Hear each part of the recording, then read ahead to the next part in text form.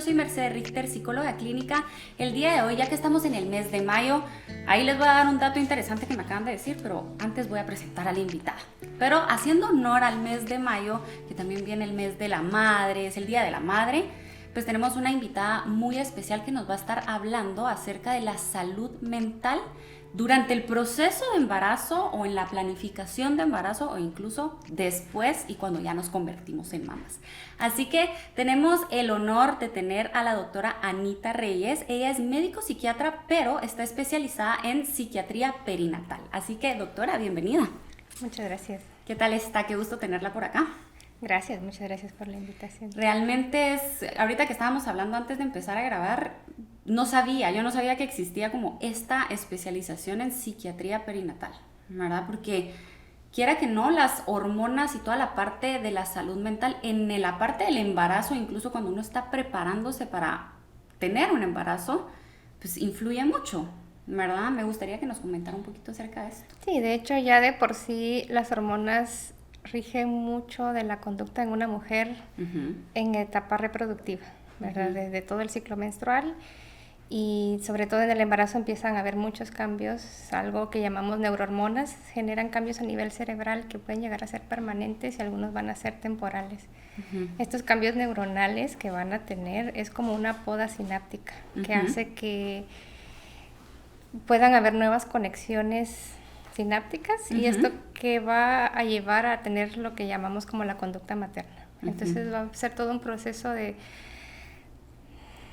regeneración o de neuroplasticidad que va a permitir a la madre estar dispuesta o poder contener todas las demandas del bebé al momento de nacer. Entonces van a haber varios cambios a nivel de la cognición que van a estar un poquito más olvidadizas, desmemorizadas, porque hay un adelgazamiento, por ejemplo, en la corteza motora o en la corteza cerebral, y va a haber como una ampliación en la función de todo el sistema límbico y otras áreas del cerebro que hace que por eso las madres están más sensibles, están más intuitivas durante la etapa del embarazo y en la etapa del posparto. Y esta parte necesita estar así porque eso le va a permitir reconocer el llanto, los rostros, los olores del bebé y saber poder intuir qué es lo que va a necesitar este bebé. Este proceso es algo que también se le ha conocido como matrescencia, muy similar a lo que sucede en la adolescencia, que así es como los estudios lo han encontrado. Entonces se le conoce como matrescencia, el proceso de convertirse en madre, que no solo tiene implicaciones biológicas, neurobiológicas, sino también sociales, familiares y culturales. Para convertirse en madre implica todo ese ecosistema, desde la familia, el nuevo rol que se obtiene, de dejar de ser hija a pasar de ser madre, el dejar de ser hermana a ser mamá, esposa o pareja a pasar a ser madre, también implica un cambio en la cognición propia de la identidad. También cuando se atraviesan todos los cambios corporales en cuanto a la imagen corporal, hay una reconstrucción del concepto de sí mismas y de la imagen propia. Entonces, así es como todas las hormonas van a funcionar y afectar en él. Es una bomba. Es que realmente todo lo que tú me estás diciendo, pues yo ya soy mamá, ¿verdad? Todo lo que me estás diciendo, o sea, ahora estoy entendiendo como de una manera más científica y el por qué, ¿verdad? Porque ahorita que me estabas hablando de todos estos cambios y en la percepción, estar alerta y todas estas cosas, es como lo que también mucha gente le puede llamar el instinto materno, que a uno se le despierta. Por ejemplo, yo he escuchado mucha gente que es así como, es que estoy muy nerviosa porque no soy de las personas que ha tenido como mucho contacto con bebés y no sé qué. Entonces también viene de regreso a veces el comentario de, no, hombre, no te preocupes porque cuando nace tu hijo te despierta el instinto materno. Sí. O sea, básicamente es esto que me estás hablando. Sí, y más que se despierte, se va construyendo a lo largo de todo el embarazo. O sea, no es de que ahí nació, entonces ahí ya está, sino que todo este lapso del proceso de la gestación, pues realmente es esta construcción de todo este instinto materno que al final de cuentas lo ponemos en práctica desde el día 1, cuando nace nuestro hijo. Sí, y es este instinto que se extiende a todas las áreas, porque no solo actúas como mamá con tus hijos, sino también con la familia, con pareja, incluso en el trabajo, ¿verdad? El poder estar como más atenta y pensar de una forma diferente. Sí, o incluso precisamente ayer me pasó de que yo estaba en el trabajo y como que alguien estaba pidiendo algo y yo voy a sacar todas las cosas y me dice, se nota que sos mamá, ¿verdad? Porque nadie tenía las cosas que estaban pidiendo y yo voy a sacar así cosas, me dice, o sea, realmente a veces sí me dicen, tenés como conducta de mamá, ¿verdad? Pero es este proceso también de adaptación que tal vez a algunas personas les puede resultar un poco más difícil que a otras, esto que me estabas diciendo, o sea, dejo de ser hija para ser mamá, dejo de ser esposa o pareja para ser mamá, dejo de ser la mejor amiga, la hermana, o sea, todo para ser mamá. Sí, no tanto es dejo de ser, sino que sumo, Ajá. es como algo más. Uh-huh. Y a veces puede ser muy abrumador o se puede tomar, dependiendo de la persona, como una carga, es decir, no logro adaptarme a estas nuevas demandas o responsabilidades que vienen al convertirme en madre. Ok. A ver, ¿y cómo, hablando del tema del cuidado de la salud mental, al momento de que yo me quiero preparar para ser mamá? Si yo estoy planificando y tal vez estoy con mi pareja y planificamos, queremos ser papás, ¿qué podrías decir tú? ¿Qué es lo más recomendable?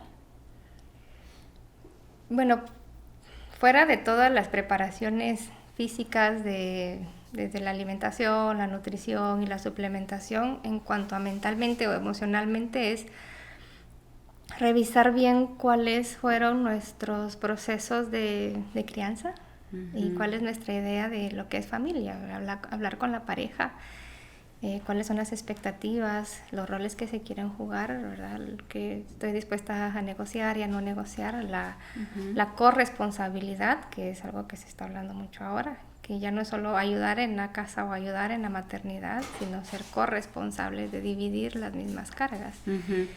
Y a veces mientras se va hablando de esto van surgiendo pues ciertas contradicciones o ciertos disgustos entre cada uno, o al saber que uno va a convertirse empiezan a surgir muchas dudas. ¿Qué voy a hacer yo? ¿Cómo voy a ser yo como mamá? O sea, uno lo empieza hasta a imaginar, ¿verdad? Y uno recurre a estos recuerdos de la infancia de decir, bueno, este es mi ejemplo de lo que yo considero que es una mamá. Y puede existir también el caso en donde uno quizás pudo haber tenido o considera haber tenido una infancia bastante dura, en donde dice, pues esto no es lo que yo quiero como para ejercer, y nos vamos en la contraparte.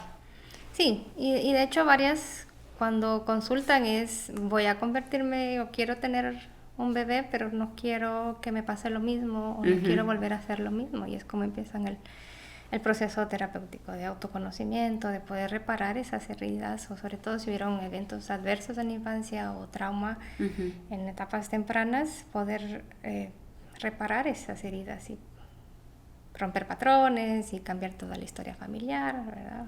Claro, porque quiera que no, o sea, toda esta carga que llevamos nosotros dentro de nuestra mochila, ¿verdad? O sea, es importante prestarle atención, porque al final de cuentas pequeñas filtraciones pueden ir ahí como pasándoselas a nuestros hijos, ¿verdad? Sí. Aunque no querramos, tal vez de una manera inconsciente, y estamos luchando tanto por no querer llegar a no sé, no queremos hacer sufrir a nuestro hijo de la manera en que yo la pasé mal y no sé qué, pero existe ahí cierta filtración que en algún momento puede pasar algo. Sí, puede pasar porque son como situaciones o lo que le llamamos trauma transgeneracional, ¿verdad? Que inconscientemente se van atravesando como mandatos, culturas, actividades familiares, rituales familiares, claro. Y ahí se va pasando todo eso. Pero vieras que en el embarazo surge algo bien interesante, que es un proceso que se le llama transparencia psíquica, más o menos por ahí del segundo trimestre, o dependiendo en cada mujer en qué etapa es, y es donde empieza a haber como una ventana que abre espacio a poder recordar eventos de la primera infancia. Entonces este proceso de transparencia psíquica le permite a la madre regresar a sus primeros recuerdos de cómo fue cuidada y de sus cuidadores, para poder tomar de ahí la idea de lo que es un cuidador o un padre o madre, y de ahí va a tomar la idea de cómo es una mamá o su propia identidad como madre.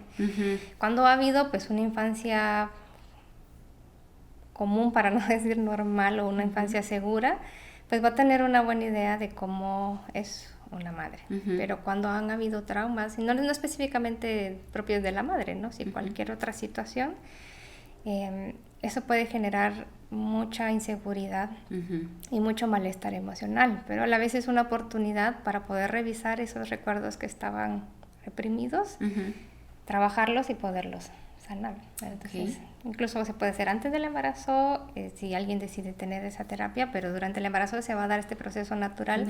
Que también les va a obligar a revisar. Entonces, no sé si has visto a veces en el embarazo, algunas mujeres tratan de mejorar la relación con la madre, con la abuela, incluso buscar al padre cuando ha estado ausente y como querer reconciliar mucho a la familia, empiezan como a querer tener esas ideas. Que es mucho esto que dice como que, la idea del bebé une un montón a la familia. Pero es algo tan psíquico y tan subconsciente que se da de forma... ¡Wow! ¡Qué interesante! Sí. A ver, yo no sé, ¿existe alguna respuesta totalmente diferente? No sé si la palabra correcta será como hormonal, pero hablemosle como que en la salud mental. Cuando yo me entero que estoy embarazada, cuando ya lo estaba planificando, a que cuando me entero que estaba embarazada y fue sorpresa. ¿Hay alguna como reacción ahí, algo que pueda afectar o una respuesta totalmente distinta? Sí, porque muchas que han planeado el embarazo y dicen al final estoy, y cuando ya están en el embarazo dicen esto no era lo que yo imaginaba o no era lo que yo quería o pensaba. Y genera mucha angustia, a veces desagrado, desesperación, por esta misma idea en donde se romantiza el embarazo, que todo es bonito, que es súper tranquilo y súper cómodo y que las mujeres tienen un brillo, pero a veces vienen con muchas molestias y muchos malestares. Entonces, a mí nunca me llegó el brillo. Y es que no existe siempre, ¿verdad? Es solo el poder sentirse segura en el embarazo es algo que va a ser suficiente, ¿no? Sentirse acompañada, cuidada es algo que va a ser básico para que una mamá. Entonces, aunque lo planeen y lleguen y decir, es que esto no era lo que yo imaginaba, ¿verdad? Pues, todos los cambios corporales, las náuseas, que de pronto a veces puede haber alguna complicación de alguna infección o algún poquito de sangrado y eso los asusta mucho y dice, esto no era lo que yo imaginaba o pensaba. Sí. Y mujeres que no lo esperaban y vino de sorpresa, era como, no, yo no lo quería, no, pero ahora que está, las cosas han cambiado incluso y pues ya lo logré aceptar, ¿verdad? Es todo un proceso de aceptación, sea buscado o no sea buscado, o sea deseado y no sea deseado, porque puede existir que sí lo estuvieran buscando pero no lo desearan porque a veces es por complacer a la familia, a la pareja, y cueste aceptarlo. Sí, que también está ese otro panorama. Sí, que no fuera buscado en este momento porque de pronto no era el más adecuado, pero sí tenían el anhelo de ser madres y vino y dijo, bueno, pues es como dicen, es una bendición o es porque tocaba ahorita y logran aceptarlo. Ok. Y yo creo que también, o sea, tal vez en el fondo, tomando en cuenta el ejemplo que acabas de decir, que tal vez puede ser como por pura complacencia, ¿verdad? Bueno, estoy embarazada y estoy tratando de disfrutármelo lo más que pueda, pero tal vez puede existir una parte de mí que diga, ahorita no era el momento y ya después tal vez entre el cansancio ya teniendo a tu hijo, es como que reprimes algo ahí. Y ahí se puede, quiera que no, se puede desencadenar algo. Sí. A nivel emocional y salud mental. Sí, definitivamente. Todo el embarazo o en la mirada perinatal se ve como un modelo ecosistémico, le llamamos, donde hay un microsistema, mesosistema y exosistema. Entonces, hasta el mero centro está la diada madre-bebé, ¿verdad? Todo con sus cambios hormonales y todo esto. Luego está cómo se desarrolla con la pareja, la familia inmediata y luego todo lo demás con el sistema de salud, los cuidados médicos y todo eso va a influir en la salud mental de la madre, no solo el embarazo propio. Desde cómo le apoyan en el trabajo en cuanto al embarazo, desde cómo se adapta la pareja y la familia de la pareja al embarazo, cómo se adapta la propia familia, porque a veces pasa que son embarazos bien buscados por la pareja y la familia no lo acepta y eso genera mucho malestar. Entonces todo va a influir y aparte pues lo hormonal que hace más vulnerables a las mujeres a tener trastornos mentales por todos los movimientos que se estén dando, como ansiedad, depresión, obsesiones y todo eso. Entonces, sí es un momento de mucha vulnerabilidad para esa aparición. Y puede que a algunas sí les dé y a otras no. También va a depender de la resiliencia, de cómo van a afrontar los problemas en la vida, claro, de la red de apoyo que van a tener. Entonces, todo eso puede sí generar malestar emocional. Ok. A ver, y hablemos un poquito acerca de aquellas mujeres que ya tienen un diagnóstico como tal. ¿Cómo influye el diagnóstico? Puede ser depresión, puede ser ansiedad o cualquier otro en el momento de la gestación.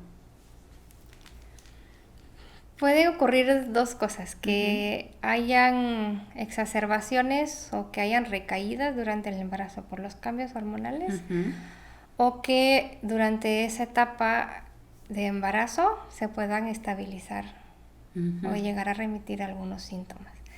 Va a variar mucho de cada persona.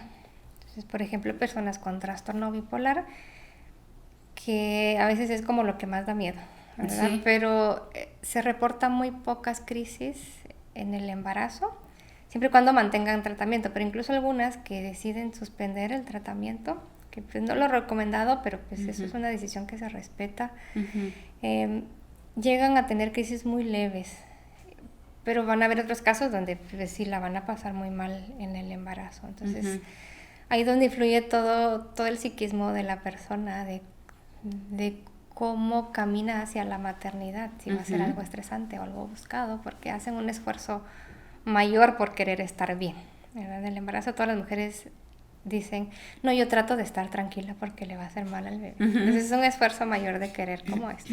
Y el organismo ayuda por una respuesta atenuada.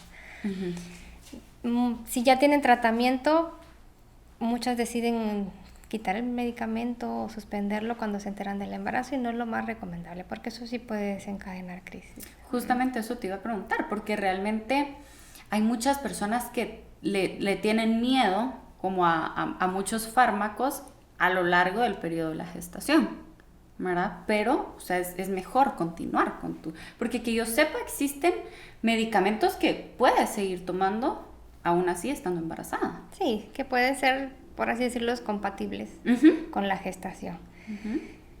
Van a haber algunos que no, va a ser dependiendo la dosis y pues todos los cambios, pero la recomendación es inicial, si con ese medicamento ha estado estable, hay que continuarlo y no hay que suspenderlo, porque hay más riesgo de que pueda tener recaídas, y con los riesgos que trae ya tener algún trastorno mental durante el embarazo a corto y a largo plazo, entonces es mejor mantenerlos.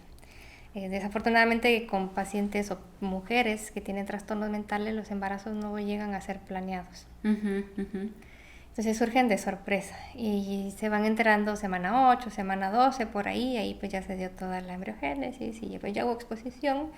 Y tampoco tendría sentido suspenderlos si ya hubo una exposición, y pues que tampoco se ha demostrado que la mayoría de fármacos cause alguna anomalía específica o alguna malformación, y eso es lo que más le preocupa a alguien, ¿verdad? Una anomalía, malformación, pero trastornos mentales durante el embarazo traen muchas más consecuencias a largo plazo en la vida de los niños. O sea, en estudios que han hecho hasta 18 años sí se pueden comprobar las consecuencias de haber tenido trastornos mentales durante el embarazo. Okay, qué interesante. O sea, y que realmente uno lo primero que piensa es como que ya, o sea, van a nacer o en el periodo de la gestación y ahí voy a notar algo. Exacto. Pero entonces está esta parte en donde tal vez aquí no lo voy a ver, pero a un largo plazo es donde puede existir. Sí, estudios han hecho cortes de casi 18 años de madres que tuvieron niveles elevados de estrés o ansiedad o depresión, y que a largo plazo esto los predisponía a tener enfermedades cardiovasculares o enfermedades metabólicas y trastornos psiquiátricos en la vida adulta. Entonces, de la infancia, no sé por qué el niño nace completo, nace bien, ¿por qué no causan ese tipo de malformaciones? Que es lo que más le preocupa al obstetra, al pediatra, es como, no lo tome porque le va a hacer mal al niño, pero no toma en cuenta todo ese impacto que va a tener a largo plazo, problemas de aprendizaje, problemas de lenguaje, problemas en relaciones interpersonales. Bueno, entonces lo que te quería preguntar es, ahorita estamos hablando de como que alguien que padece de algún trastorno específico, hablamos de la planificación, cómo puede ser la reacción de una persona que planifica el embarazo y personas que los toma por sorpresa, pero también puede existir una carga altísima de niveles de ansiedad cuando uno ha buscado durante mucho tiempo quedar embarazada. Sí, exacto. Todos esos procesos de preconcepción o procesos de tratamientos para fertilidad pueden generar mucha carga emocional en la pareja y pues, hablando de mujeres, en la mujer, ¿verdad? De tener una lucha con el cuerpo, de no poder confiar con el propio cuerpo. El estrés está asociado a que haya poca fertilidad, trastornos mentales, por ejemplo, en la esquizofrenia se ha visto que hay una reducción de la fertilidad.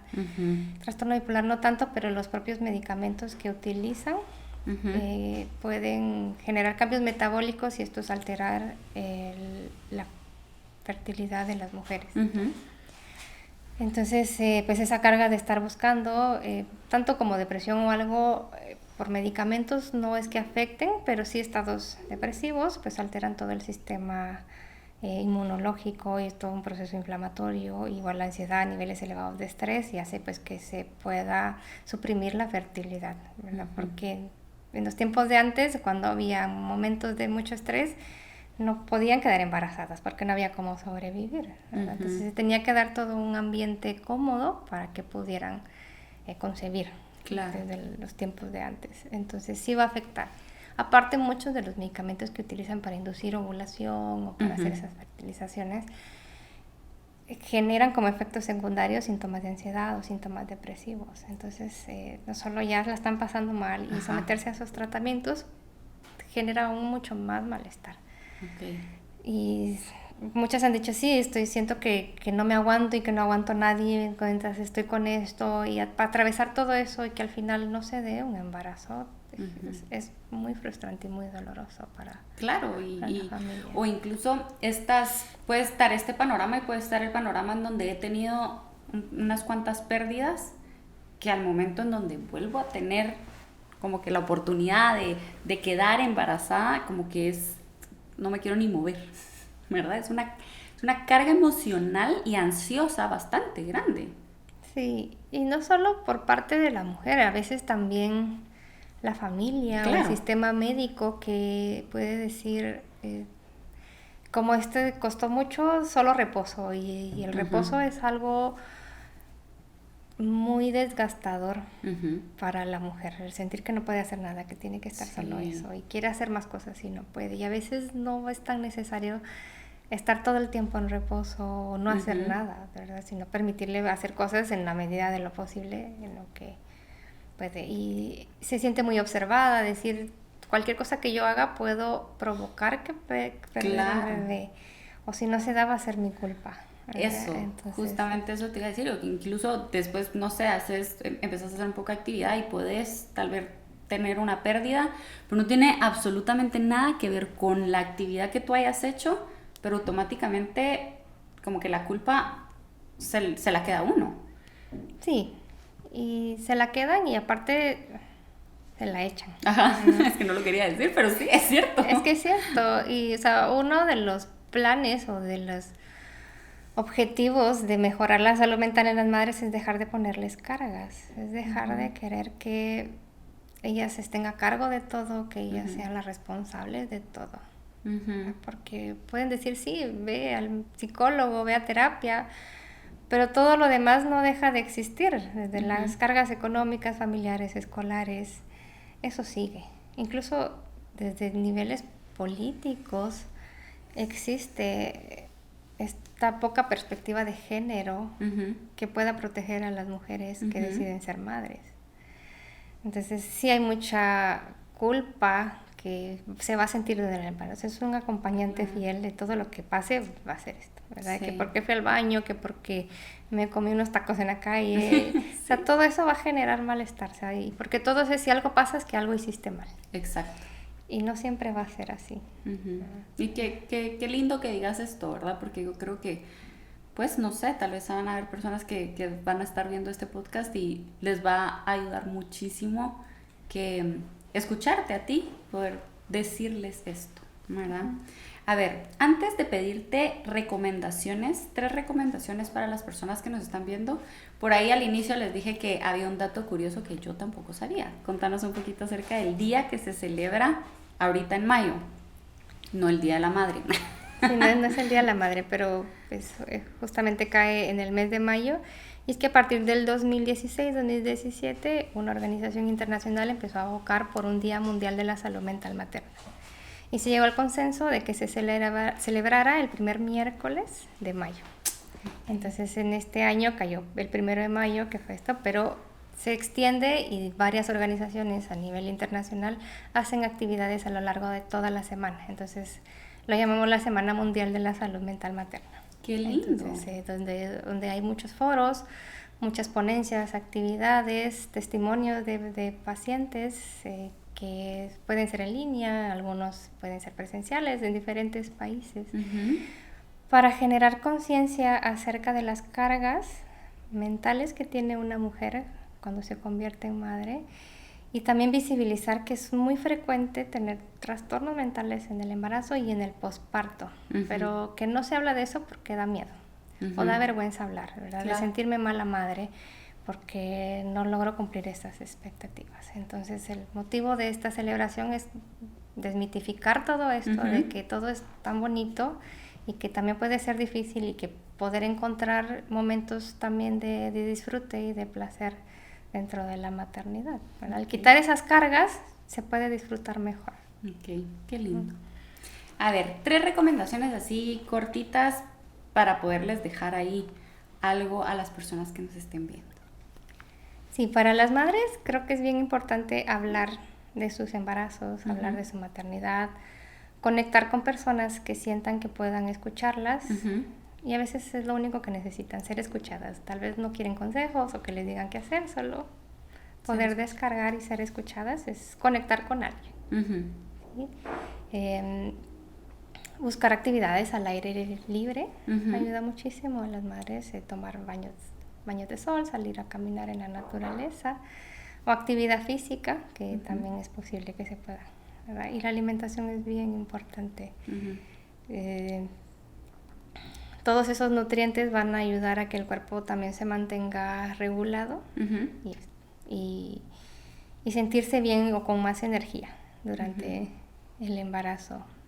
Pero más que eso, si necesitan es que haya ayuda disponible y buscar ayuda. Okay. Sí hay especialistas que saben cómo manejar esta etapa del embarazo. Tanto psicólogos como psiquiatras hay de los dos. Ok, bueno, doctora, qué gusto. Muchísimas gracias por darnos toda esta información. A ustedes también muchísimas gracias por ver este episodio, que yo sé que vamos a aprender muchísimo. Yo aprendí un montón el día de hoy. Así que recuerden que nos pueden seguir en nuestras páginas, en Instagram como InsideHealth_GT, en Facebook como InsideHealthGT, y a mí me pueden encontrar como psicología.nercy.